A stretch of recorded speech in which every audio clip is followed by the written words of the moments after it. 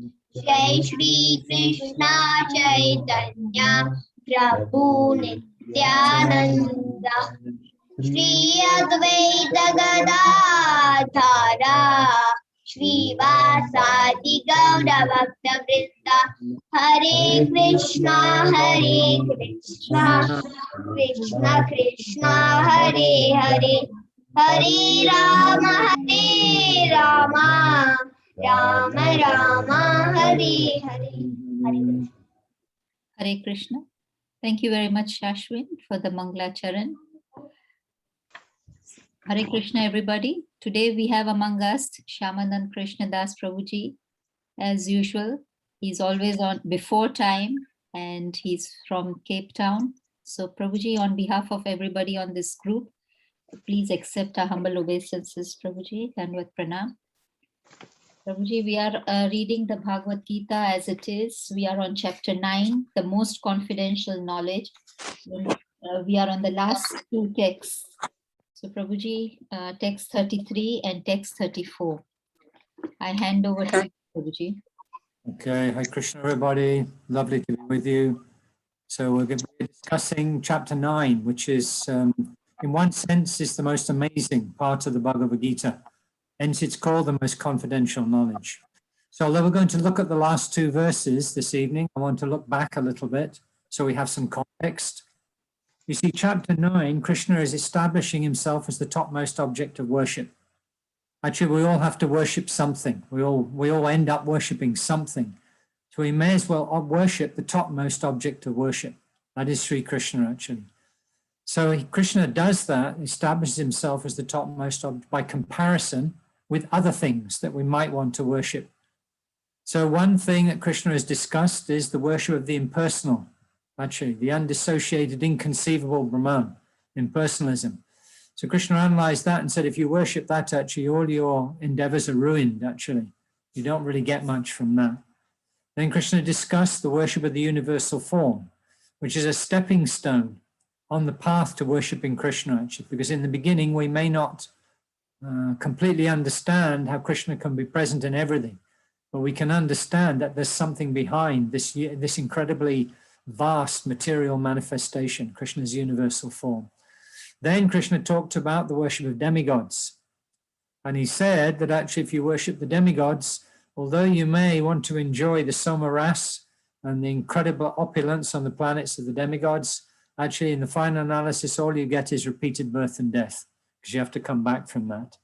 Okay, so the summary of worship of different categories of things is given in 925.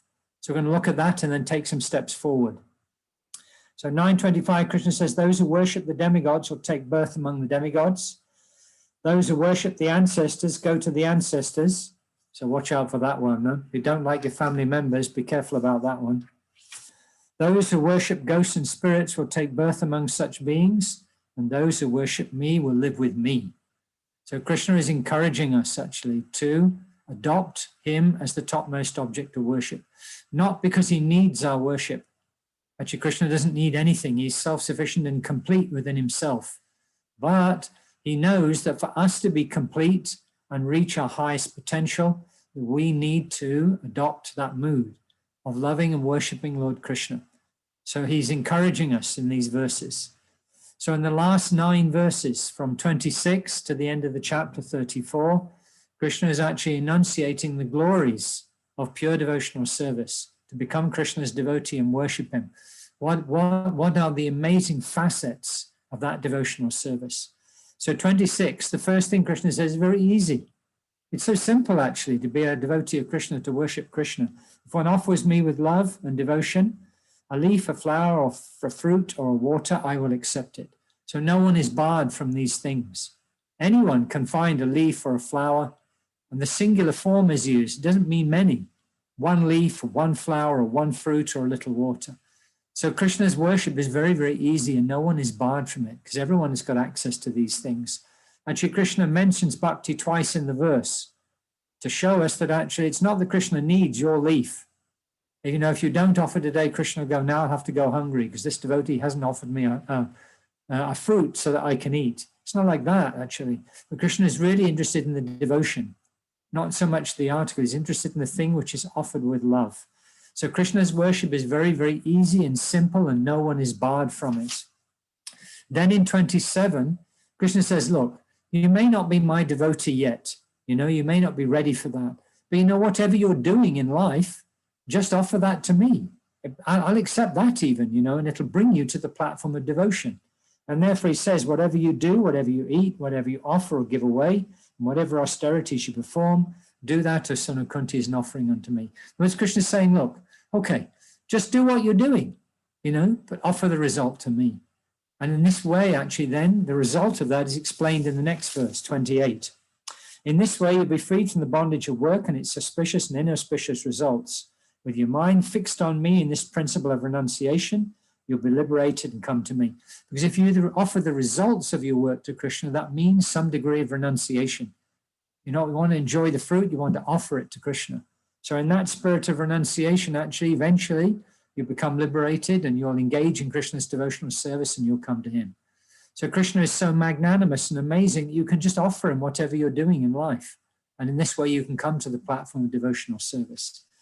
Then in 29, in case, it sounds a little bit like Krishna's partial here. He's offering so much encouragement to his devotees. So he just wants to make the point, this is 29, I envy no one, nor am I partial to anyone, I'm equal to all. But whoever renders service unto me in devotion is a friend, is in me, and I am also a friend to him. So this is not partiality, actually. The example is given of rain. Rain falls everywhere, actually. It even falls on the sea, where it's not needed. Rain falls everywhere. And from that rainfall, different plants grow. One plant may be a mango tree, and from that mango tree, you get the most incredible fruit. But also, it may be a neem tree. And the neem tree, the fruits of a neem tree and the leaves are very bitter. So not everyone likes that.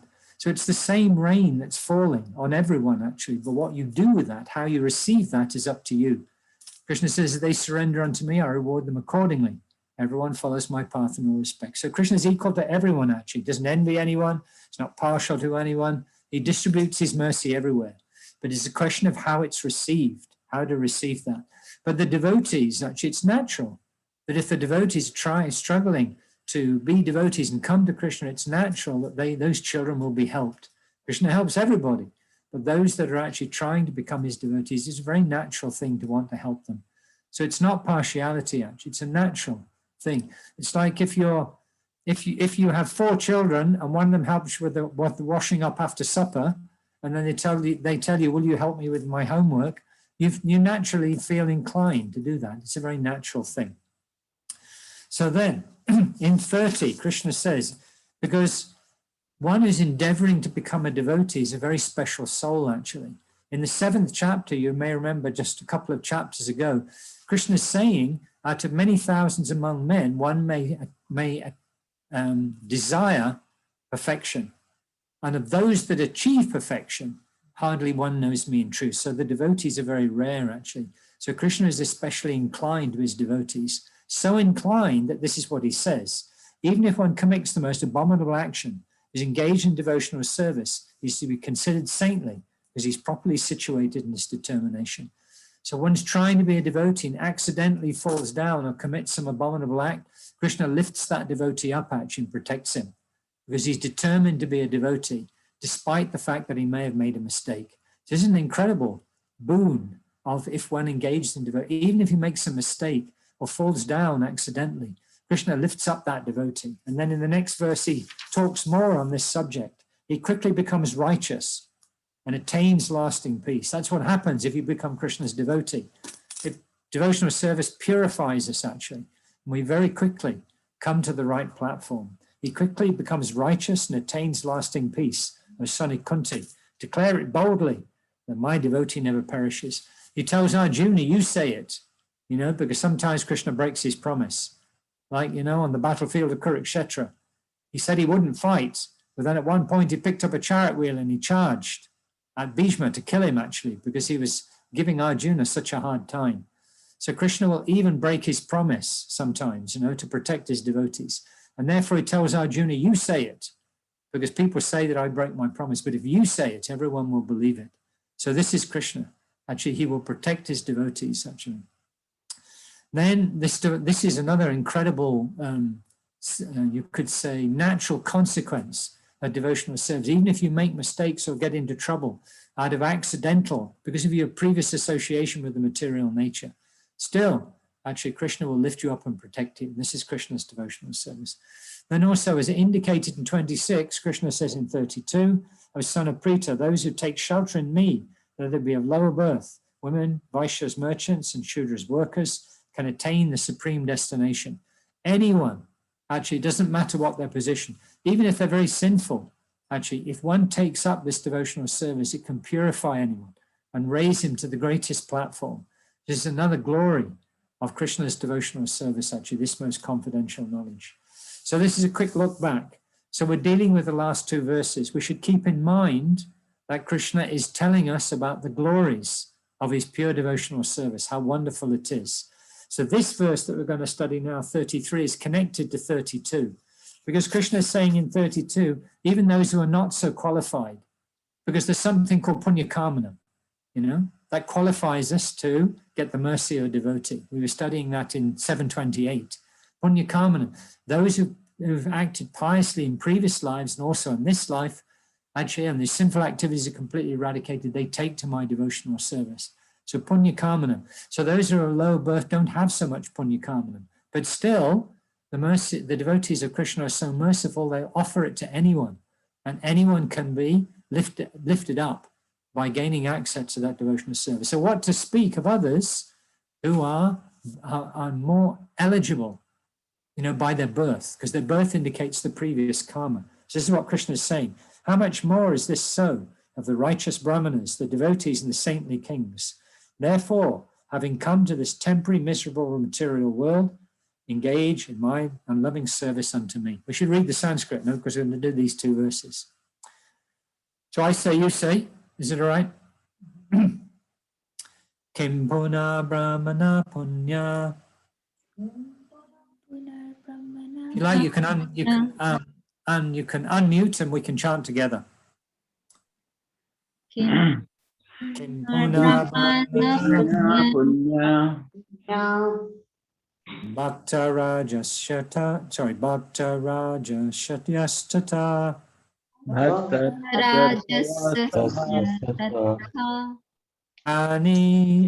anityam ashukam lokam anityam asukam lokam imam prapya bhajashvasam.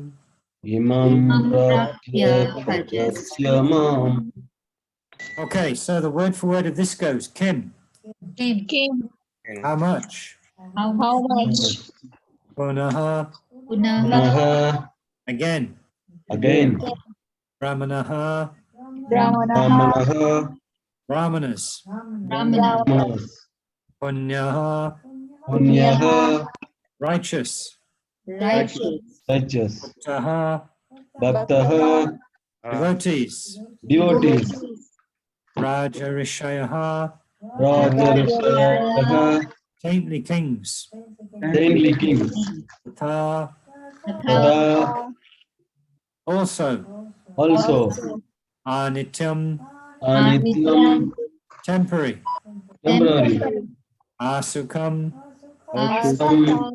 Full of miseries. Lokam. Planet. Imam. This. Prapya. Gaining. Vajashva. Be engaged in loving service. Mam. Unto me. So the translation already read, so you can repeat. And how much more is this so? How much more this is so Of the righteous brahmanas. The devotees. And the saintly kings.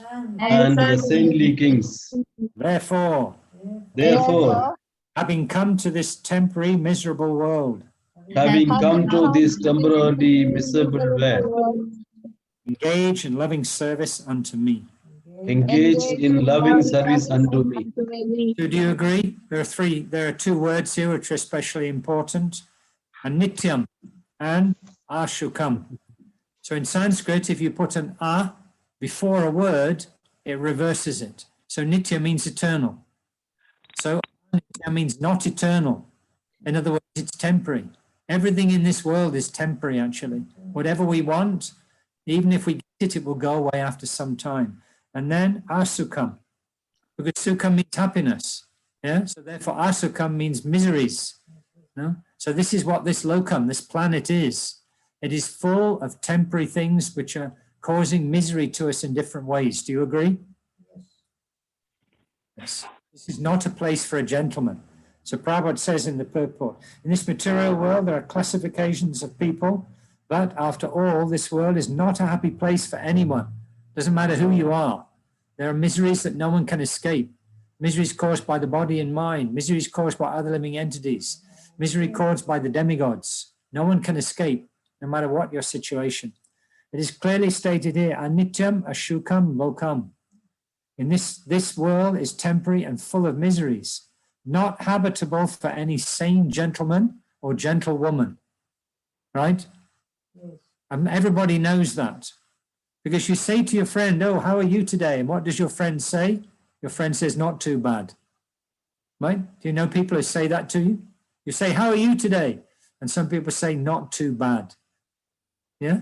And some people go the other way. They try and compensate for the miseries of this world by going the other way. You say, how are you today? I've gone great. I'm fantastic. I'm brilliant. You know, they're trying to cover the nature of this material world. But everyone knows in the final analysis, even young children know the nature of this world. It's temporary, full, and not habitable for any sane gentleman. This world is declared by the Supreme Personality of Godhead to be temporary and full of miseries. Some philosophers, especially the Mayavadi philosophers, say this world is false. But we can understand from Bhagavad Gita, this world is not false. It is temporary. It's not false. It's like, you know, when you stub your toe when you're crossing the road and you're not watching and you stub your toe on the curb on the other side, do you feel the pain? Do you feel the pain? This is yes. This is no. And this Yes. is, yes, you feel the pain, no? So can you say it's false? No. No, you feel the pain and the pleasure and the stuff in between as well, the good, the bad, and the ugly. We feel all that stuff. So it's not false, but it's temporary because all those things will come and go after some time. It is temporary. There is a difference between temporary and false. False means it never has any real existence. Temporary means you feel it, but it goes away after some time. This world is temporary, but there is another world which is eternal. This world is miserable, but the other world is eternal and blissful. Do you believe that? I tell you what, if you believe that, you can do this. You can touch your reaction button and you can do this. Do you believe that there is a spiritual world?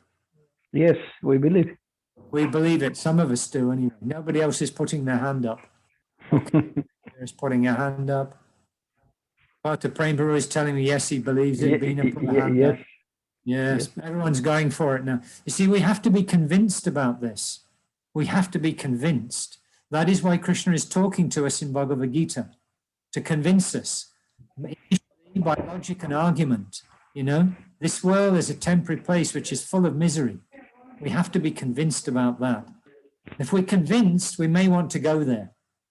You know, this is the purpose of Bhagavad Gita, that there are two realms of this material world and the spiritual world, and we have to be convinced about that. Okay, Premala and Smita both have their hands up, so I'm assuming they want to say something. Who was first? Did you notice, Kirtika? Who was first? No, Hare Krishna, Prabhuji. Hi, Krishna Smita, how are you? I'm fine, thank you. How are you doing? I'm good, thank you. You wanted to say something? No, I'm sorry. I need to de-raise my hand when you were saying, Okay. when you But asked a question. There's a difference between this one, which is an ascension, yes, we agree. I know, I'm sorry.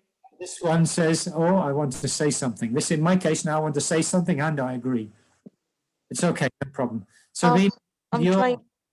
You had your... Okay, there you go. Okay. Smita, do you want to say something now then? No, I'm sorry. I just wanted to, when you asked the question. Okay, all right. My hand's up as well, actually, so I'm going to take my hand down now. Okay. It's not coming down. Lower hand. Okay. So that we have to be convinced, actually, that this material world is a place of temporary miseryness. No? It's got lots of, no matter how you call it, it's still the same stuff. It's the stuff we don't want. It's forced on us. We want to enjoy nicely, but unfortunately, there's all suffering around the corner. Prem Miller, is that a hand up? Want to say something? No, sorry, Prabhuji. I'm trying to take the hand down. Oh, okay. I thought I'd give you the opportunity then. We're all having trouble with our hands up tonight. No? Thank you. So this is my point to you. We have to be convinced, actually, because if we're convinced, we will take steps on the road back to home, as Prabhupada said, back to Godhead. So we have to be convinced. So that other realm is not like this realm.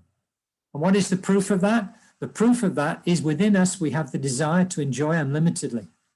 So why would the Lord put that desire there if there's no way of fulfilling it? There must be a way of fulfilling it. That is where we really belong. Like Chaitanya Mahaprabhu says, by chanting this holy name, we can enjoy the nectar of life at every step, for which we're always anxious. Isn't it true? We're always anxious for nectar, isn't it? You know, I have a friend who's like one of those chefs that they headhunt. He's like the head chef in a hotel, you know, and he makes kulfi in the most incredible way. If you taste that kulfi that's been offered to Krishna, you'll think it's the ambrosia of the demigods. I won't tell you what he puts in it, because just by thinking about it, you get fat. But he makes the most incredible, ice cream, like that. So when we taste that ice cream, we think, wow, it's so wonderful. That is because we have that desire to enjoy unlimitedly, because that has been put in us, because that is our real nature, but you can't get it done here. So the existence of that desire means there must be a place of fulfilling it. So therefore, there must be a spiritual world, just based on our own experience. So I'm reading on. Arjuna was born in a saintly royal family. True? Yeah, come on, he's incredible. But actually, this is the Lord's eternal devotee. He's in the Lord's traveling road show, is Arjuna. Wherever the Lord goes, Arjuna goes there with him. To him also, the Lord says, take to my devotional service and come back to Godhead, back home. He's telling Arjuna that, but he's telling all of us at the same time. No one should remain in this temporal world, full as it is with miseries. Everyone should attach himself to the bosom of the Supreme Personality of Godhead so he can be eternally happy. By the way, that's the only way you can be happy. You have to attach yourself to the bosom. In other words, if you're attached to the bosom, it means you're in Krishna's embrace, right? If somebody says embrace, it means you come to their bosom. You come very close to them. You come to their chest like that. So this is what Prabhupada's advising. Krishna so mercifully is telling us all about the glories of his devotional service. So we should embrace that. The bosom of the Supreme Personality, so they can be eternally happy. Why are we putting up with this temporary, you get this much happiness and this much suffering? So why do we want to put up with that when there's something better available? The devotional service of the Supreme Lord is the only process by which all problems of all classes of men can be solved. It's a bold statement. We haven't got time to discuss that fully, but it's a very bold statement because it's true, actually. Krishna says you can only know me by pure devotional service. You can only get released from this world when Krishna says, okay, Durga, you release that one. The demigods can't even do it. Only Krishna can do that. Everyone should therefore take to Krishna consciousness and make his life perfect. Do you agree? So the next verse is because this begs a question, He says, no, if you want to be free of this temporary world in 33, he says you must engage in my loving service. So what question does it beg? Anyone can understand that, can unmute and tell me. What question does this verse 33, what question arises in your heart by hearing this verse 33? I'll read it again and give you thinking time. How much more is this so? The righteous brahmanas, the devotees, and the saintly kings. Therefore, having come to this temporary miserable world, engage in loving service unto me. So what's the question that arises in the heart from this verse? How do we get that? Yes, how do we do that? Very good, Bina. Thank you very much. Gold star. 10 points to King's College, Bainbridge. Well done. Good point. Yes. How do we do that? So Krishna is telling us in the next verse. This verse is amazing, actually. I mean, the whole Bhagavad Gita is amazing, but this verse is the most amazing. This verse we're going to read is the most important verse in the whole Bhagavad Gita. It's explained that of the Bhagavad Gita, there are 18 chapters. The Bhakti chapters, which are the most confidential, are placed in the middle. They are protected by karma chapters on one side and Jnana chapters on the other. And of these 6 chapters, 7 to 12, which give the confidential knowledge of Krishna's devotional service, chapters 9 and 10 are the most essential. And if you see right in the middle of these 2 chapters, the last verse of the 9th chapter is right in the middle of the Bhagavad Gita. It is verse number 351. It is in the middle of the Bhagavad Gita because it's the most confidential verse, because it explains how to get access to that pure devotional service. It is also called the Paribhasa Sutra. It is the verse which is the most important verse in the whole work, the work which gives the understanding by which we can view the whole Bhagavad Gita. Now, another way we can look at this is Bhagavad Gita has also been called Gita Upanishad, because it is the essence of the Upanishads. So this, and the Upanishads are the essence of the Vedas.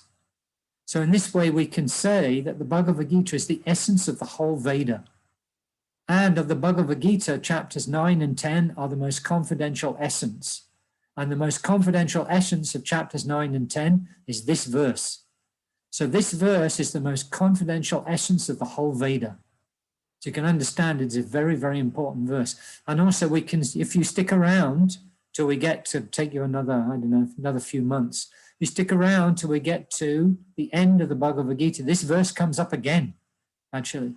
This verse comes up when Arjuna is telling Krishna, I'm going to tell you the most confidential thing again for your benefit. You please listen. This verse is repeated. So you can understand it's a very, very important verse. So I will, because many of you are coming from backgrounds where you can very easily speak the Sanskrit verses. Am I right? The Sanskrit very well, hopefully, if you have connection with Hindi or with Bengali or something like that, you can probably learn these verses very easily. So I request you learn this verse. This verse is very, very important, actually. Okay, we chant together then. Are you ready? You can unmute and chant with me. Manmana bhava mad bhakto Manmana bhava mad bhakto madhyaji mam namaskuru madhyaji Namaskuru. mang evasyasya yuktvavam Mam evaishyasya yuktaivam. atmanam matpadayanaha. Atmanam matparayana. So there are 4 confidential instructions in this verse. We're going to see now. Matmanaha, always thinking of me. Always thinking of me. Bhava, Bhava, become. become Mat, mat, my. my, Bhaktaha, bhaktaha, devotee. devotee, Mat, mat, my. my, Yaji, yaji, worshipper. worshipper, Mom, unto unto me. me. Namaskuru, Namaskuru, offer obeisances. for obeisances. Mom, Mom, unto me. unto me. Eva, Eva, completely. completely. Yasyasi, Yes, yes, see, you will come. you will come. Yuktva, Yaktva, being absorbed. being observed. Evam, Evam, thus.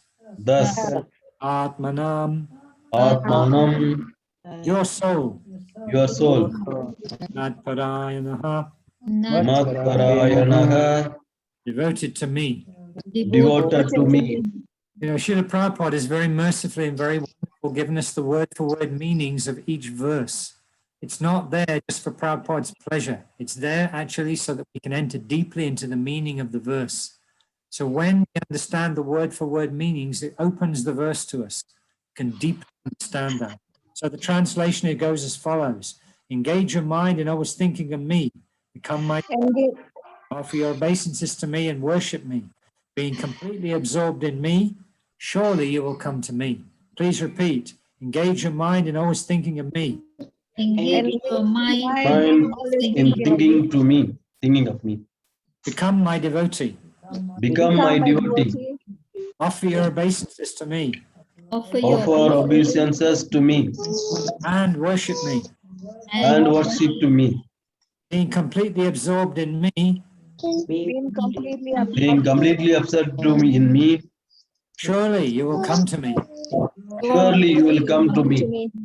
When Krishna repeats this verse at the end of the chapter, actually, he tells Arjuna, I promise you this. He doesn't just say, surely you'll come to me. He tells Arjuna, I promise you this, because you're my very dear friend. So we can also become the friend of Krishna. That was just the previous verse. We should embrace Krishna and be embraced by Krishna to his bosom, become Krishna's friend, and then we can also get that benefit. Krishna's promising here, actually. Now, these 4 confidential instructions are very important. You know, we have to really imbibe those. So the most important one is the first one. Actually, the first instruction Krishna is giving here is said to be the essence of all religious understanding. The scripture is full of so many instructions. Rupa Goswami, in a book called The Nectar of Devotion, the Bhakti Rasamrita, he says that. The Bhakti Rasamrita is discussing the practice of devotion.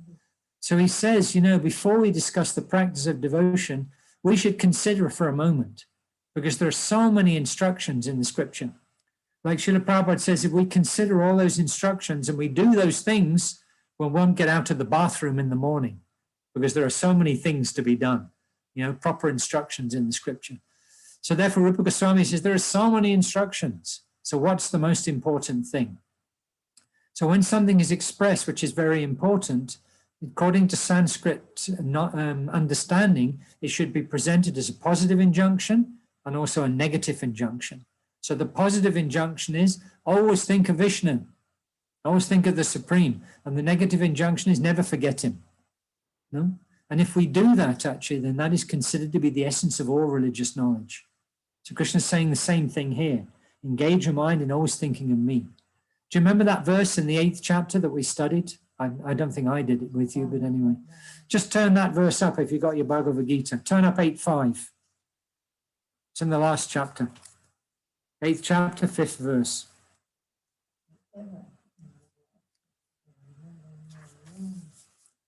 Can you find that verse? Krishna says, and whoever at the end of his life quits his body and remembers me alone, at once attains my nature. Of this there is no doubt. So if you engage your mind in always thinking about Krishna, what will happen?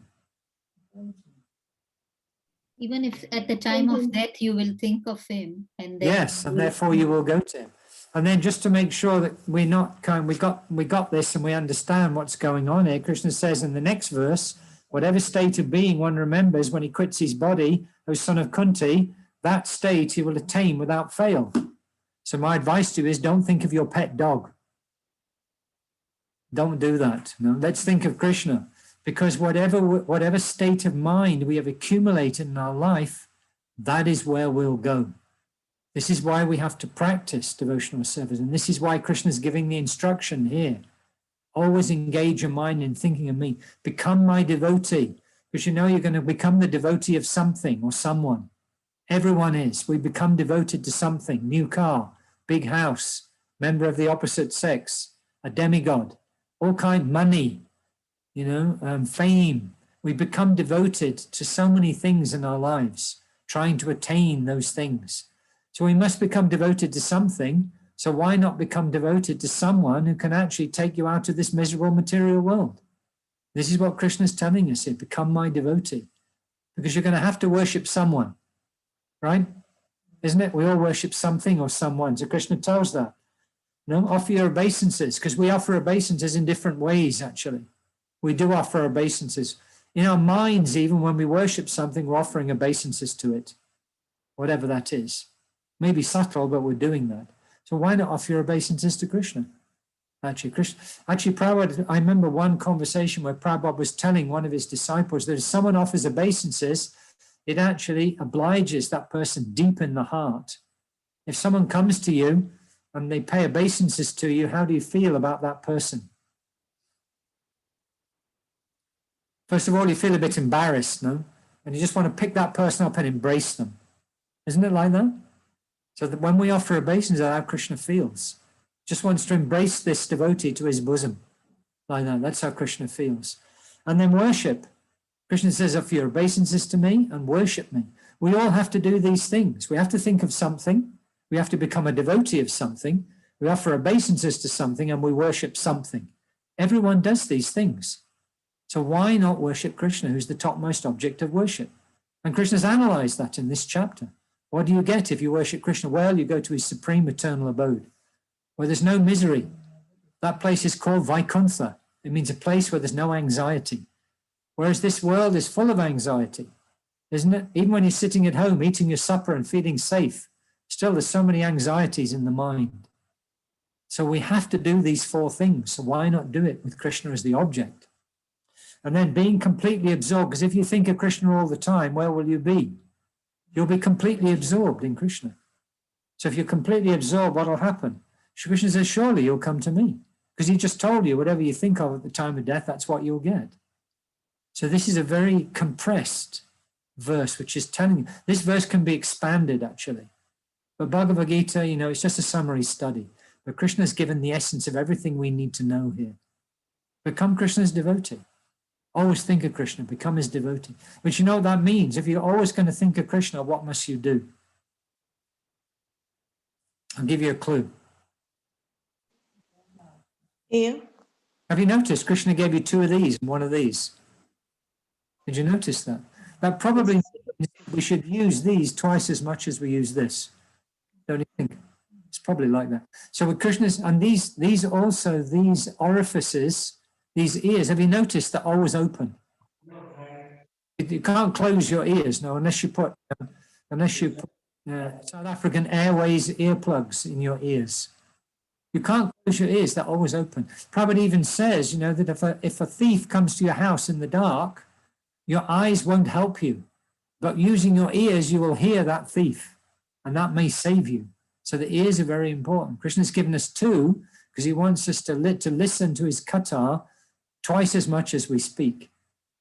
So this is what we need to do. We need to hear about Krishna, so that we don't hear about, like the rubbish which is in the news, or, the latest Gramya Katha. Oh, did you hear what he said? No, never. Did he say like that? Shoo, my goodness, because we're going to hear something. So why not hear about Krishna?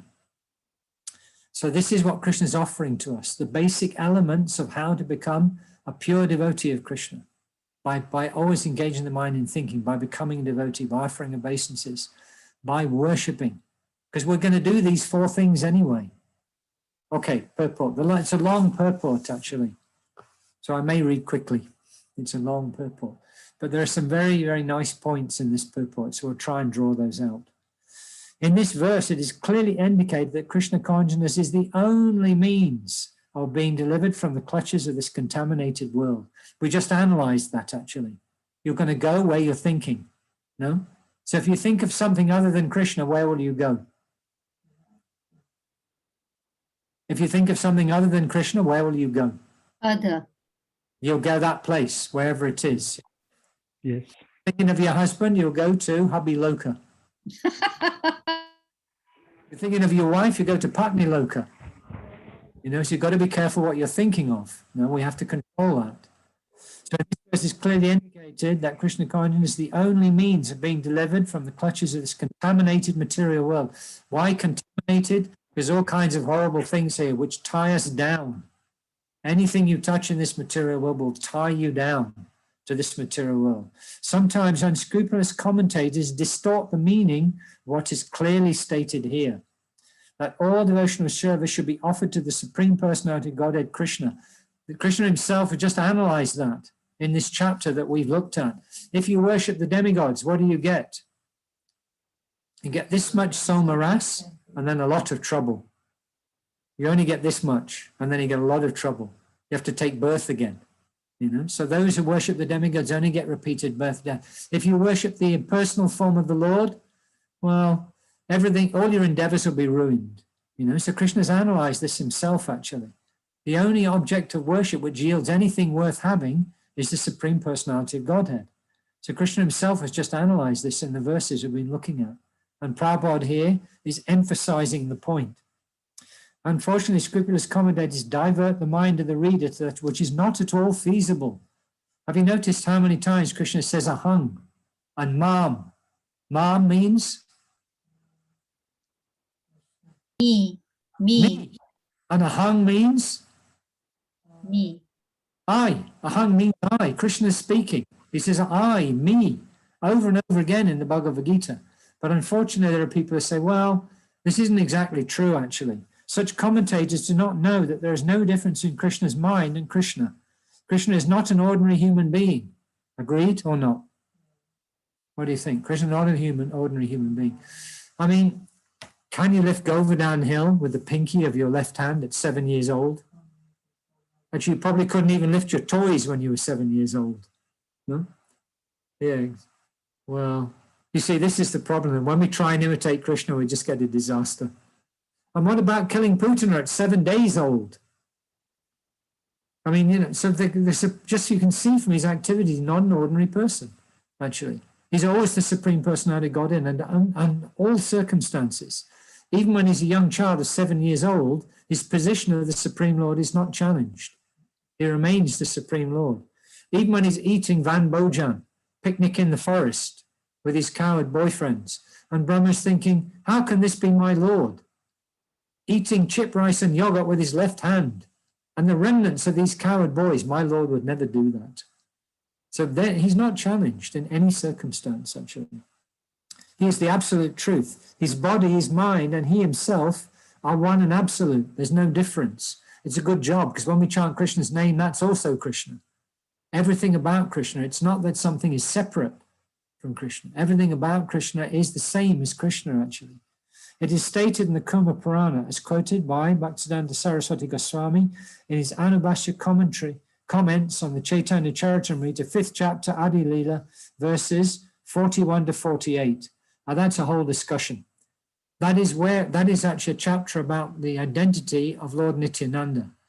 And in that verse, Krishnadas Kaviraj Goswami, who's the author of the Chaitanya Charitamrita, he is discussing how everything about Krishna, and Balaram is also non-different from Krishna, actually, by the way. The only difference is his bodily hue. He's also the Supreme Personality of Godhead. So there's a deep discussion there that everything about Nityananda Prabhu, everything about Balaram is non-different from him. And Srila Bhaktisiddhanta Saraswati is commenting on those verses. Deha dehi vedyo yam nishve. Sorry, let me try that again. Deha dehi vedyo yam nishvare vidyate kochit. So Srila Bhaktisiddhanta Saraswati is commenting on the verses because he also wrote a commentary on the Chaitanya Charitamrita. And it's so important to Prabhupada because it makes the point so nicely. And Srila Bhaktisiddhanta Saraswati is Prabhupada's guru. So that is our qualification as a disciple. We must repeat the understanding we've got from our guru. So this is such an important point that Prabhupada is quoting directly what his guru says in his commentary on some very important verses in the 5th chapter of the Adi Leela of the Chaitanya Charitamrita. So Prabhupada gives the translation. He quotes the verse, Deha dehi vidvedyo yam neshvare vidyate kochit. This means that there is no difference in Krishna, the Supreme Lord, between himself and his body. Now, why Prabhupada is being so emphatic about this point? Because some people say, this Krishna actually is an illusory form. It's also illusory, like everything in this material world, actually. But actually, what this form of Krishna is, it's the Brahman covered by the mode of goodness, like that. So they say when Krishna says surrender to me or become my devotee, he actually means surrender to the Brahman within him, like that. This is a very popular understanding. So Prabhupada is being very strong to make this point that everything about Krishna is on the absolute platform. Krishna is name, Krishna and his pastimes, Krishna is entourage, Krishna and his qualities. It's all the absolute truth, actually. There is no difference. So this is why Prabhupada is being so emphatic here, We must understand that. We mustn't be influenced by these Mayavadis who say the Brahman is supreme. You can look at it this way. Actually, I was just talking about this morning in Chaitanya Charitamrita class. You see, we may not know the scripture so deeply, but we must be able to face this Mayavad philosophy with some simple challenges, which will make the Mayavadis look stupid. So here's one we were discussing in class. You see, I'm a person. For instance, I'm looking at Kruti. She's got her glasses on and she's looking back at me. We both got glasses. That means we're both intelligent.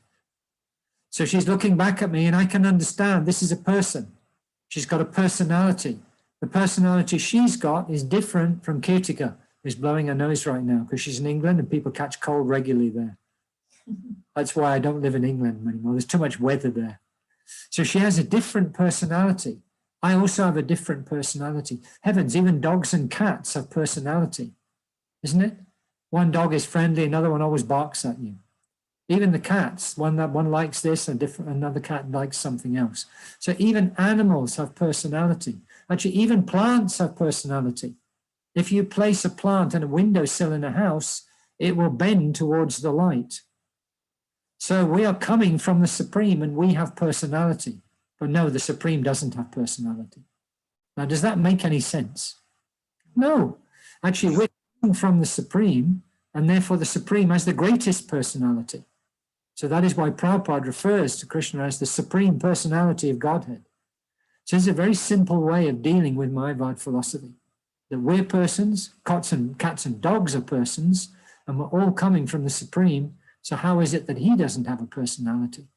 So Prabhupada is very strong on these points, actually, to make sure we understand that Krishna's Brahman effulgence is simply an emanation from his form. It is the preliminary understanding of spiritual things, that there is this Brahman effulgence which penetrates and pervades everything. But that is the beginning of spiritual realization. After that, we get Paramatma, the localized aspect in the heart. Krishna is there with you in the heart as your friend. And then the Supreme Bhagavan, who is present in the spiritual world and in different places in the material world where he's performing his pastimes. So this understanding is to be very clear in our minds. And this is why Prabhupada is so emphatic here.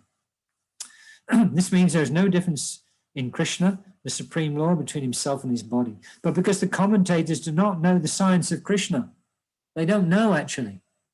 They hide Krishna and divide his personality from his mind, form, and his body. They say, no, Krishna only has a mind and a body because he's in this material world like the rest of it. He's covered by them. His mode of goodness is covered the Brahman, and that's what you get in Krishna's avatars. There's a lot of nonsense, actually, because Krishna is always Krishna in all circumstances.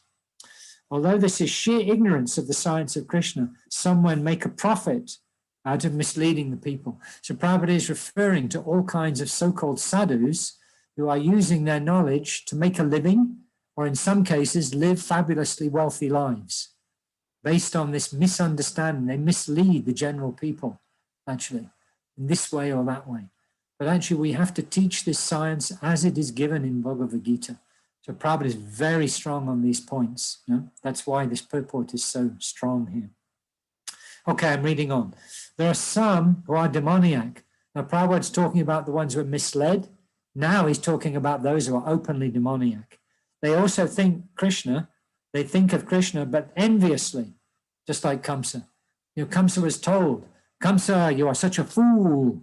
You are driving the chariot of your sister and brother-in-law, but you do not know that the eighth son of this sister will kill you. So he's such a nonsense, actually. He drew his sword and wanted to cut Devaki's head off, actually. And Vasudeva had to pacify him. So these are the demons. They think of Krishna, but they think unfavorably. You can't count that as devotional service, actually. Just like King Kamsa, Krishna's uncle, he was also thinking of Krishna always, but he thought of Krishna as his enemy. He was always in anxiety, wondering when Krishna would come to kill him. And of course, that happened in the end. Krishna killed him in the end. That kind of thinking will not help us. That is thinking of Krishna, because Prabhupada now Krishna's telling us to always think of him, but Prabhupada's qualifying it. How we must think of Krishna. It's no good thinking this Krishna is such a rascal, or Krishna's like this, or Krishna's like that. No, that is not devotional service. We're thinking of him, but that's unfavorable, If you know that someone's thinking of you, this Kirtika, she's such a rascal, just the other day I heard her say this to a friend. And, I mean, would you want to be friends even with a person like that if you hear them over saying those things? So Krishna hides from those people, actually. He hides himself. He was always thinking of Krishna, but he thought of Krishna as his enemy. He was always in anxiety, wondering if Krishna would come to kill him. That kind of thinking will not help us. One should be thinking of Krishna in devotional love, actually. Why devotional love? Because Krishna is so attractive and so amazing. So if we just knew who Krishna really was, we'd fall in love. We can't help it, actually. That is bhakti, devotional service based on love for Krishna, actually. One should cultivate that knowledge of Krishna continuously, because in order to support that bhakti, we should cultivate knowledge about Krishna, because the more we hear, the more we want to hear. That's what Sanjay says at the end of the Bhagavad Gita. He says, remembering this conversation, my hair is standing on end. And the more I hear, actually Arjuna says it, I beg your pardon, in the 10th chapter. He says, the more I hear, the more I want to hear the nectar of your words. This is what Arjuna says. So we should also become like that. By hearing, it will develop your desire to hear, and then eventually you want to hear more and more and more until that katha will be continuous. That's what Krishna says in 10th chapter, that's coming. He says, my devotees are always engaged in discussing one another, enlightening one another about me. And they get ramanticha from that. They get bliss, tushanticha ramanticha. They get transcendental bliss from doing that. Whatever is favorable, what is favorable for cultivation? It is to learn from a bona fide teacher. It's no good approaching the wrong teacher. And the qualification of the teacher is he must have a teacher who is in disciplic succession. And he must repeat the message as it was given to him, as Krishna gave it in the beginning. This is the qualification. Krishna is the Supreme Personality of Godhead, and we have several times explained his body is not material, but eternal, blissful, but is eternal, blissful knowledge. This kind of talk about Krishna will help one become a devotee. Understanding Krishna otherwise from the wrong source will prove fruitless. In other words, if you hear from the wrong person who's talking a lot of nonsense about Krishna, it won't benefit you. We have to hear from the right source. Okay, therefore, one should therefore engage his mind in the eternal form, the primal form of Krishna. Krishna said that in the 8th chapter. We studied that. He said, you must always think of me as Krishna in the two-armed form. It's okay, you can think of others, but best is to think of Krishna in the two-armed form. Why? Because that's the original Krishna. So best is, why mess about? Well, just let's think of the original Krishna. Krishna said that to Arjuna after discussing that whatever you think of, you'll come to me. So therefore, you should always think of me in the two-armed form as Krishna. With conviction in his heart that Krishna is the supreme. So we must get that conviction. And we get that conviction, we get it by hearing about Krishna. He should engage himself in worship. You're going to worship something, so you may as well, if you can, go to the temple and worship Krishna there. Get your own deity, you can do that. But simply, don't overstress your life. You can't have deity of Krishna like that. Picture of Krishna you can worship because the picture is non-different from the deity. We've got to worship something. So why don't we worship Lord Krishna? There are hundreds of thousands in temples of India for the worship of Krishna, and devotional service is practiced there. You can always go on pilgrimage. Of course, you may not be able to right now because no one likes the British because there's so much COVID going on there. And there's so much COVID going on in India that may not be a good idea. But when this whole thing has gone by, if you're going to go on holiday, people like to go on holiday, why not go on pilgrimage? Make it Krishna conscious. Do the things you do, but make it Krishna conscious. When such practice is made, one is to offer obeisances to Krishna. That's why it's good to go to a temple. Because if you walk into the temple, what must you do? Namaskaru, you must do. No? You must offer obeisances to the deity. So it's good to go to the deity. This time I think Richard's got a hand up. Can I get to the end of the purport and then we'll take that comment to that question? Is that all right, Richard? Hare Krishna Prabhu, Danvat Pranam. Thank you. It's okay. Okay, we'll run to the end of the chapter. When such practice is made, one has to offer obeisances to Krishna. One should lower his head before the deity and engage his mind, his body and activities, everything. That will make one fully absorbed in Krishna without deviation. That is our goal. This is why Srila Prabhupada has named our society the International Society, in other words, everyone, for Krishna consciousness. That is what Prabhupada is requesting of all us. Just become Krishna conscious. He said, then this place will become Vaikuntha and there'll be no more trouble. Thank you very much. Prabhupada said that in one lecture at the end of Rath Yatra in 1974. He said, I see wherever I'm going that everyone is copying your skyscraper building. So he said, you kindly become Krishna consciousness. The whole world will follow you. This place will become Vaikuntha and there'll be no more trouble. Thank you very much. That's what Prabhupada said. One of my favorite Prabhupada speeches. Okay.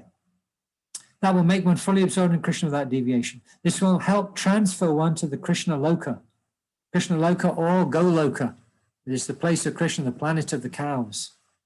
One should not be deviated by unscrupulous commentators. One must engage in the 9 different processes of devotional service: hearing, chanting, worshipping the lotus, serving the lotus feet, worshipping, offering prayers, becoming the friend, becoming the servant, and in worshipping, I missed one out, worshipping.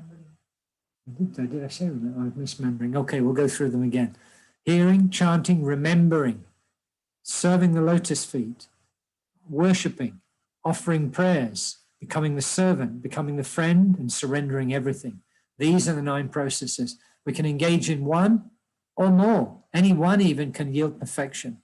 So we should engage in these 9 processes. Beginning with hearing and chanting about Krishna. They're the most important. Hearing and chanting. Pure devotional service is the highest achievement of human society. Okay, Richard put her hand up again, so we have to take that she's bursting at the seams. So we'll let her speak. Yes, Richard, what do you want to share with us? Hare Krishna Prabhu, I was just asking if you would slowly repeat for me the 9 points that you just mentioned. The 9 processes of devotional service. Okay. So the first is to hear about Krishna, Shravanam. Then the second is to chant about Krishna, Kirtanam, because Kirti means to give fame. So Kirtanam means to give glorification. Kirtanam, to hear about Krishna, to chant Krishna's glories. Then Vishnu Smaranam, to remember Krishna. Because if you hear and chant, you can't help it. You'll remember. Remembering Krishna is also very important. Then to serve the lotus feet, like Lakshmi Devi is doing, to serve the lotus feet of Lord Krishna. Then to worship Krishna. Actually, we've got to worship something, I was saying, we may as well worship Krishna. Then there is Vandanam. Vandana means to offer prayers to Krishna. The whole Christian religion is based on that principle, actually, to offer wonderful prayers. We can repeat the prayers of the Acharyas. We can pray to Krishna with feeling.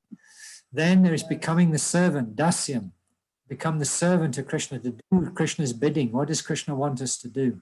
Then to become the friend, which means to be able to introduce people to Krishna, to follow Krishna's instructions and introduce people to Krishna, become the friend. And last but not least, to surrender everything. Atmanivedanam, to surrender everything to the Lord like that. Okay, so have you got them? What is being friend called in Sanskrit? Being a friend, that is called Sakyam. Sakya. Sakya means to become the friend. And surrender. Dasyam Sakyam Atmanivedanam. Atmanivedanam means to surrender everything. Atma. Vedanam means to surrender whatever you have. Now, Atmanivedanam, surrender of the self. It literally means Atmanivedanam means to surrender the self, everything you have. Servant Krishna in Sanskrit? Serving Krishna, that's dasyam. Dasya. And worshiping Krishna is Worshipping Krishna is archanam. Archana. Yeah, archanam. Servant of the lotus feet of Krishna is Padasevanam. Padasevanam. Thank you. I'm sorry I disturbed you in between. I just didn't No, want it's to- okay, Richard. It's fine. This kind of disturbance we don't mind. Thank you. Do because we have 2 paragraphs still to read. Should I run through it? What should I do? I should run through it. 7th and 8th chapters of Bhagavad Gita explain pure devotional service to the Lord that is free from speculative knowledge, mystic yoga, and furtive activities. Because sometimes people perform devotional service to get these things, to enjoy in the material nature, to get liberation, or to get mystic power, yogic power. but we shouldn't allow our devotional service to be covered by those things. So Prabhupada here is intimating we should perform pure devotional service, something which is not covered by these other desires. Those who are not purely sanctified may be attracted by different features of the Lord, like the impersonal Brahmajyoti and localized Paramatma. But a pure devotee directly takes to the service of the Lord. So we shouldn't go through the intermediary steps. We should directly take to the service of the Lord. Prabhupada says, like taking the lift. Don't go up the stairs. I mean, what's wrong with you? You have to climb a building. Why wouldn't you want to get into the lift? Why you want to go up the stairs? You're crazy or something. No, we must just go directly by serving Krishna, becoming his devotee. No, by thinking of him, becoming his devotee, worshipping and offering obeisance to him. Just don't mess about. Just directly connect with Krishna's devotional service. There's a beautiful point about Krishna, which is clearly stated that any person who's engaged in the worship of demigods is most unintelligent. Krishna said that, do you remember? They're not very intelligent, actually. Alpamadasam is the phrase. And cannot achieve at any time the supreme reward of Krishna. Demigods can't release you from this material world. You get some benefit, but the thing is it's short-lived and you have to take birth again. So what's the use of it? The devotee in the beginning may sometimes fall from the standard, but still he should be considered superior to all other philosophers and yogis. Prabhupada is paraphrasing 30 and 31. That may happen, you know, it may happen that due to the influence of the material nature from previous activities, you may accidentally fall down or commit some mistake. But still, we shouldn't, you know, devotees shouldn't be judged if they do that. They should just pick themselves up and carry on with the devotional service. When always engaged in Krishna consciousness, should be understood to be a perfectly saintly person. His accidental and non-devotional activities will diminish. Krishna said that, you know, that very quickly he will be purified and he'll come to me very quickly. He will soon be situated without doubt in the complete perfection. The pure devotee has no chance of falling down because because the Supreme Godhead personally takes care of his pure devotees. He won't let them fall down, actually. He'll protect them. Therefore, the intelligent person should take directly to the process of Krishna consciousness and happily live in this material world, and he will eventually receive the supreme award of Krishna, which is going back to his planet.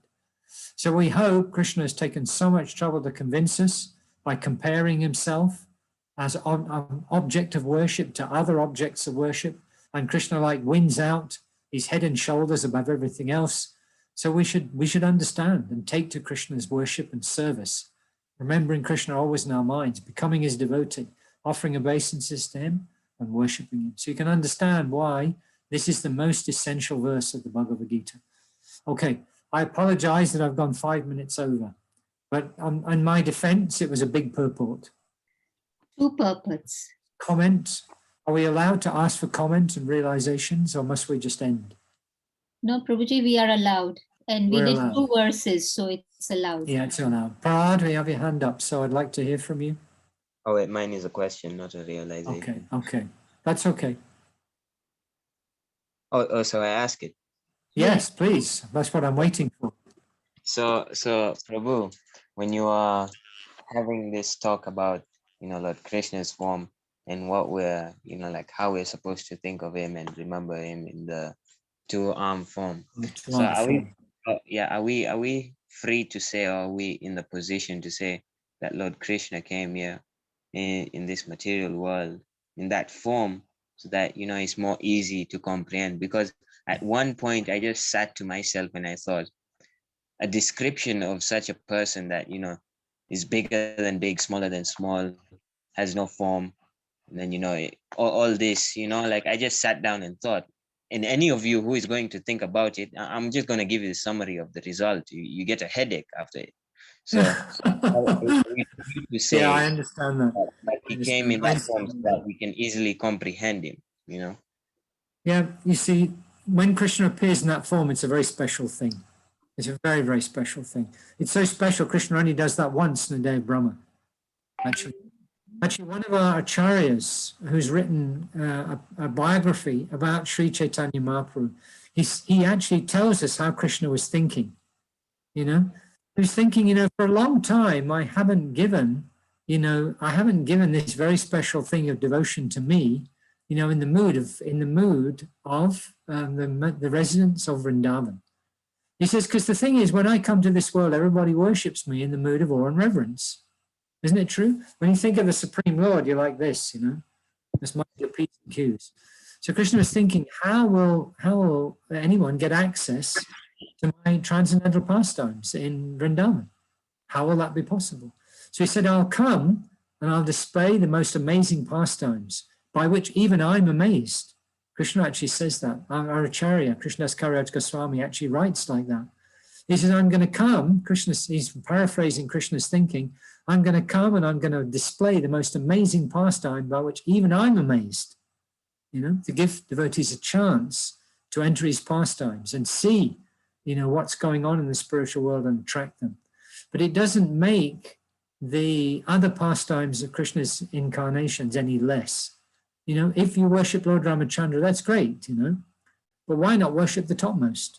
So therefore Krishna tells us in Bhagavad Gita, just think of me in this form, two-arm form, because that's the most essential and supreme, because it's the source of everything, actually. So yes, in one way you could say, Krishna's trying to make it simple for us, you know, just worship Krishna and don't worry about anything else. You know, because the gopis are the topmost devotees of Krishna. But how many shlokas do they know? They don't know shlokas. They're illiterate, actually. They don't know shlokas. But at the same time, they just love Krishna with all their hearts. And the proof of that, one time Narada Muni required the dust from the lotus feet of his devotees in order to cure Krishna's headache. And he went to lots of people and most of them refused. Me, give my foot dust to put on Krishna's head, forget it, I'm not going to do that. But the gopis said, okay, we'll do it. And Narada Muni said, why do you want to do that? Why don't you go to hell? And the gopis said, we don't care.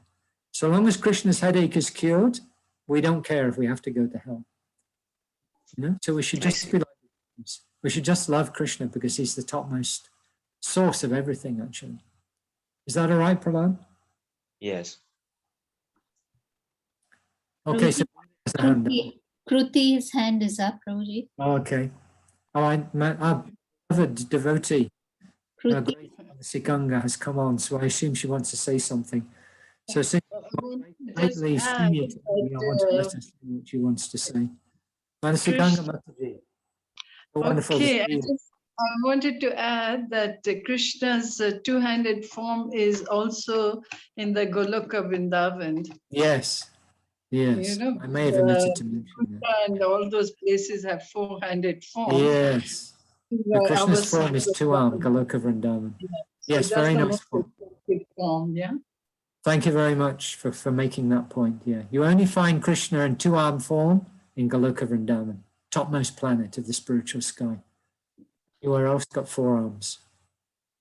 Yes, very nice point, Manisiganga. Thank you. Okay, Mother Beena. Prabhuji, Kruti had her hand first. Oh, okay. Sorry. Okay. Go for it. Hare Krishna. Yes, I actually have 3 questions. Three? Wow. Sorry, fast. Sorry. Yeah. So the first one is when in the purport you're explaining about how Krishna is himself, his body, and his mind.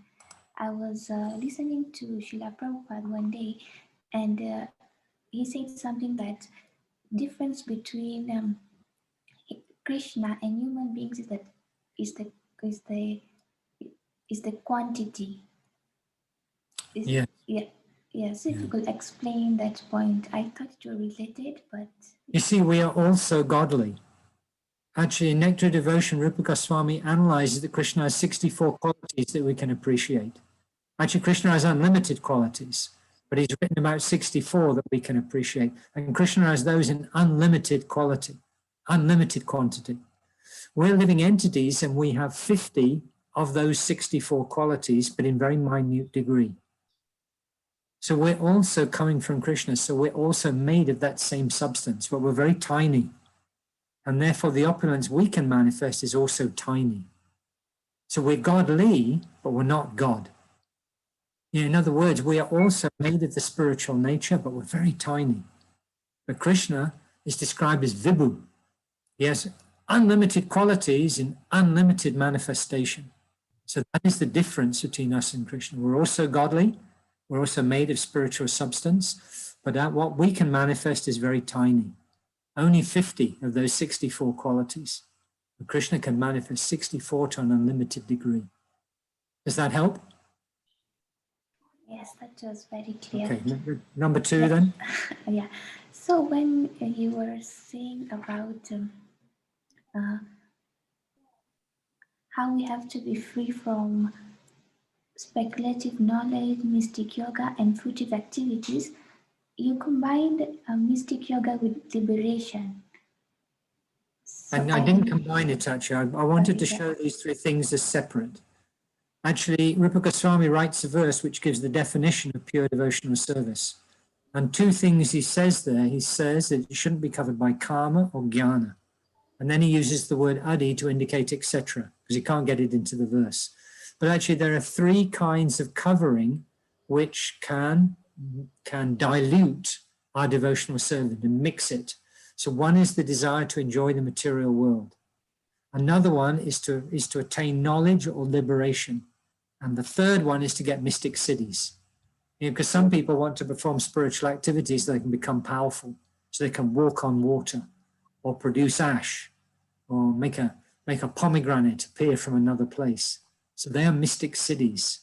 So you can perform devotional activity to get these different things in order you can join the material nature, you can get knowledge or liberation, or you can acquire mystic siddhis. So that is called Kama Mishra Bhakti when you want to enjoy in the material world, Jnana Mishra Bhakti when you want knowledge or liberation, and Yoga Mishra Bhakti when your desire is mixed with the desire to get yogic mystic siddhis. So is that clearer? Yeah, it is clear. But so is liberation the ultimate goal? No. Sorry. No? No, don't be sorry. This is a very nice question. Liberation on its own is not really so important. In fact, when we become practiced in devotional service, we lose interest in that. Because actually, when we become liberated from the material world, a certain kind of pleasure comes upon us. It is called Brahmananda, the pleasure of understanding pure spirit soul, and everything is spirit actually. I don't need this material body for any purpose. I don't need to eat or sleep or do any of those things actually. So that is called Brahmananda. Actually, Krishna in the Bhagavad Gita says that when a sage gets understanding, he thinks there's no greater gain. But Rupa Goswami, he compares devotional service to that Brahmananda, that pleasure of understanding on pure spirit soul. He says Brahmananda is like a drop of water, and the pleasure of devotional service is like an ocean. You get the analogy? The devotional service is just so incredible that when one gets even a little access to that, he's not interested in liberation. Because liberation looks so, a devotee is automatically liberated. What does he need to believe? For a devotee, actually, it doesn't matter where he is. For a devotee sees Krishna everywhere, actually. He's always in Krishna consciousness. So for a devotee, it doesn't matter where he is, actually. So he's not interested in liberation because a devotee is liberated anyway. And actually, the performance of devotional service is so wonderful that it makes everything else look completely insignificant, including liberation. Is that right? Yes, that was very Okay. nice. Third question. Yeah, sorry. This is just a question outside this verse. So I was reading the Krishna book, and there it said that devotees can be called demigods. So I do not understand that concept, and yet, demigods are also not very. Yeah, but actually, did you know that all the demigods are devotees? Did you know that? They're all Krishna's devotees. I mean, if you want some help to run your business, will you call your enemies? No. No, you never do that, no? So therefore, the difference is that they are not pure. They're not pure devotees.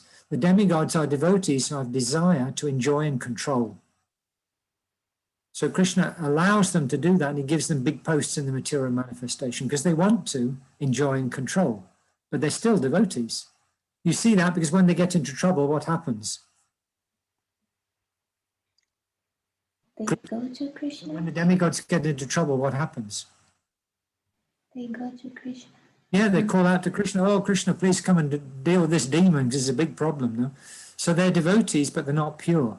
They're called sakam devotees. They have desires to control and enjoy. So that is why Prabhupada has made the comparison, you know, that we should be very respectful, because after all, Krishna has given them bigger position than we have, you know. So we should be respectful. They're also devotees, actually. Is that all right, Kruti? Yes, thank you so much. Hare Krishna. Hare Krishna, Manaji. Okay, so Beena has a hand up. Yeah, Hare Krishna, Prabhu. Thank you for letting me ask this question. In the purport, it says that pure devotees go directly to worship Krishna rather than, say, the Paramatma. Yeah. But is the realization of Paramatma called Raja Yoga, is it? Is it called? It's known in this particular age, it's known in different ways. People call it different things. Mm-hmm. But in Bhagavad Gita, Krishna says it's dhyana yoga, the yoga of meditation, to meditate on the supersoul. Mm-hmm. But when we can use that term if it's useful for the discussion we're having. Yeah, so my question is that would it not become easier to connect with Krishna if we realize the Paramatma, you know, within our hearts? Because that's like taking a step, you know, taking small steps to get to your goal. Yeah. So rather than going directly, because we have to have that realization that Krishna is within our hearts. Yeah, but my question will be, how much do you have that realization? That will be my question. How much do you have that realization? Because also the super soul is actually material world manifestation. Krishna manifests as the super soul to enable you to do the things you want and give you a point of reference. But the super soul is not there in the spiritual world. There's no need for the super soul. So, because anyway, if you focus on the super soul, eventually you'll come to the understanding that we need to worship Krishna, actually, because the super soul is a person. What's the source of that super soul? That's Krishna. So again, it's a bit like, you know, maybe we're used to going up and down the stairs when we go into the building. But the thing is now somebody just installed a lift. So why would you want to go up the stairs if somebody installed a lift in the building? Wouldn't it be easier and more direct to just get into the lift and go? No? Yeah. What do you think? The super soul was spiritual because it's Krishna in our hearts, isn't it? Yeah, that's Krishna, but it's a material world manifestation. It's not Krishna in his full manifestation, because there are qualities that Krishna has that even the super soul doesn't have. Right. Okay. So why wouldn't we want to just go straight to the top? Why wouldn't we want to do that? And also, you know, that it's been made easy in this age. Srila Prabhupada has made it very easy. You know? The deity form of Krishna is there in the temple. So why would we want to mess about, you know, on the lower platform when we can go straight? Because anyway, if you become a devotee of the super soul, you'll wind up being Krishna's bhakta anyway, because that's where it leads. So why go up the stairs in the building when you can get in the lift? When you say the highest object of our worship is Krishna, so it's not it's Krishna. The two-armed form. Yeah, two-armed form is sublime and supreme. And actually, just to convince you, in our sampradaya, actually in our particular spiritual lineage, we are actually targeting Goloka Vrindavan. We're not going to Vaikuntha. We're going to Krishna's place, actually. So therefore, you know, it's the topmost form of Krishna. So why? Who goes to Vaikuntha and who goes to Goloka? What classifies the ones who whose goal is Vaikuntha? And the ones who want. See, the goal of Vaikuntha is okay. It's fine. It's also pure devotion. But the thing is, the goal in Vaikuntha is like this: everyone worships Krishna in awe and veneration. So that prevents certain kinds of exchanges with Krishna. Can you be Krishna's friend if you're like this with him? No. No. Can you be Krishna's parent if you're like? Can you chastise with Krishna for stealing the butter if you're like this with him? Can you, Beena? No, you have to kind of feel like. Yeah, and can you be Krishna's lover if you think of Krishna like this? No. No. So these special relationships are on offer, especially in this particular Kali Yuga. It is Krishna's special mercy. You know, that by worshipping Krishna in his two-armed form, actually, we get access to Goloka Vrindavan, which otherwise is not possible. Mm-hmm. So look at it in any other way. This is the best way to look at it, that we get access to Krishna in these different rasas, which otherwise is not possible. Okay. All right. Is that all right, Beena? Yes, that's fine. Thank you. Okay. Thank you very much. Okay, you're welcome. Okay, can we go on? Because it's 23 minutes past 8, which means in Nairobi it's 23 minutes past 9. So it's late. Shall One we- last question, Prabhuji. One last from question. Ricky. We have to take permission from our boss. Otherwise, we can't do anything. Yes, what would you like to say? Hare Krishna Prabhu. Hare I Krishna. have two questions.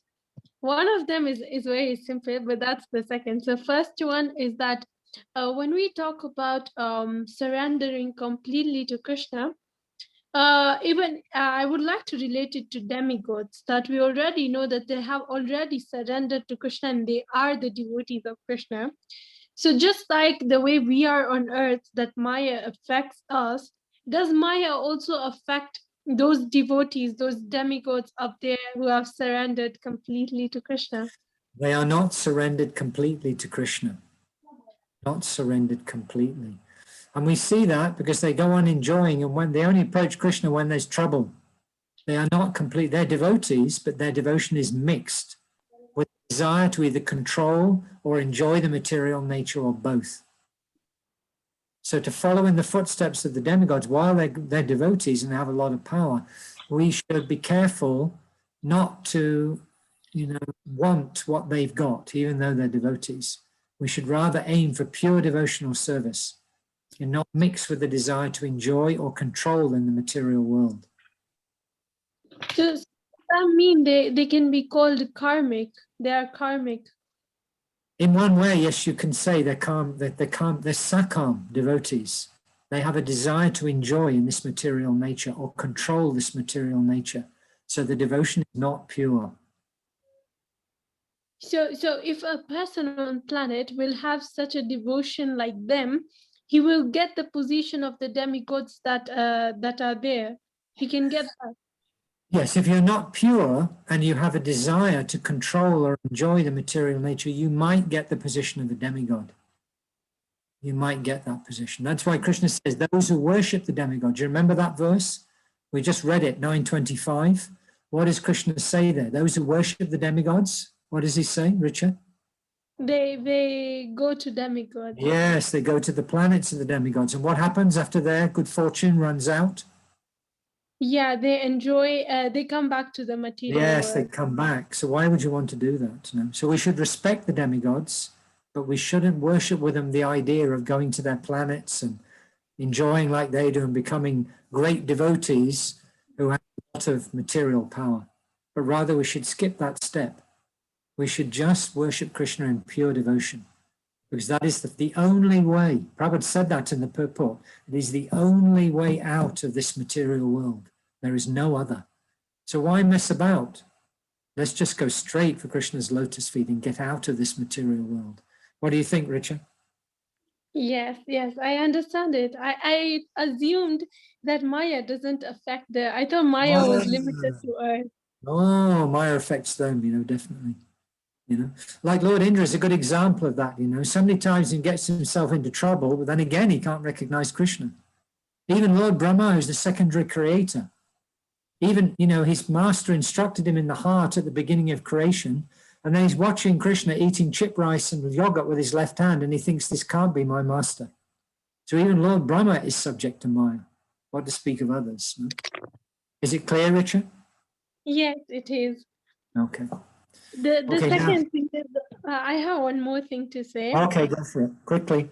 I really love the way you make your tilak. I actually wanted to know how to make mine. Actually, I always think I'm not so good at it. You should see my wife. My wife just does it like this, and it's perfect every time.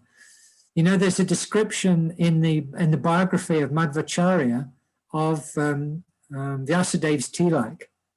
Madhvacharya actually met Vyasadeva when he was talking about his commentary on the Bhagavad Gita. So the description is given there. It is said that the two arms of the tilak should be the width of a rice grain, if you're good at it, Mm-hmm. Try, Rich, and see if you can get your tilak like that, that the two arms of the tilak are the width of a rice grain, and it goes all the way up like that. I put fresh tilak for this class. That's why it looks good. If you see me after I've been knocking around all day, it doesn't look so good. But it's like very impressive. I notice it every time you enter the class and I forget to tell you. I just Okay, feel that's the reason, because I want, you see, I'm pretending to be a devotee, but I want to look good. And therefore I try and put my tilak on nicely, you know, and that way you'll think I'm a devotee, even though I'm. But if you can, I believe that if you can teach me something about Krishna, you are a devotee. Okay. Aspiring, I'll accept that term. We're aspiring devotees. We're trying to become. Is that all right, Richard? Yes, thank you so much. Okay, now we must dissolve and let people go take some rest, no? Yes, Hare Krishna. I hand over to Path Prabhuji. Path Prabhuji. Hare Krishna. Thank you very much, Prabhuji, for your wonderful class. You already concluded two texts. It is very, very important, and it is very the essence of all the Bhagavad Gita and also the 9th chapter. We are so thanks. Time is already late, but giving your precious time to us on behalf of his Elder, we are so much thankful to you. I request everyone, please unmute and chant Hare Krishna mantra once for glorification of his grace, Shyamanand Krishna Prabhu. Please join. Hare Krishna, Hare Krishna, Krishna Krishna, Hare Hare Hare, Hare Hare Rama, Hare Rama, Rama, Rama Hare Ancha Kalpataru, Kalpataru, Kripa Sindhu Vaishnaviyo Namo Namaha. Srila Prabhupada ki Jai. Shyamanand Krishna Prabhu ki Jai. Hari Bol. Hari Bol. Hari Bol. Hare Krishna. Hare Krishna. Hare Krishna. Thank you, Prabhuji.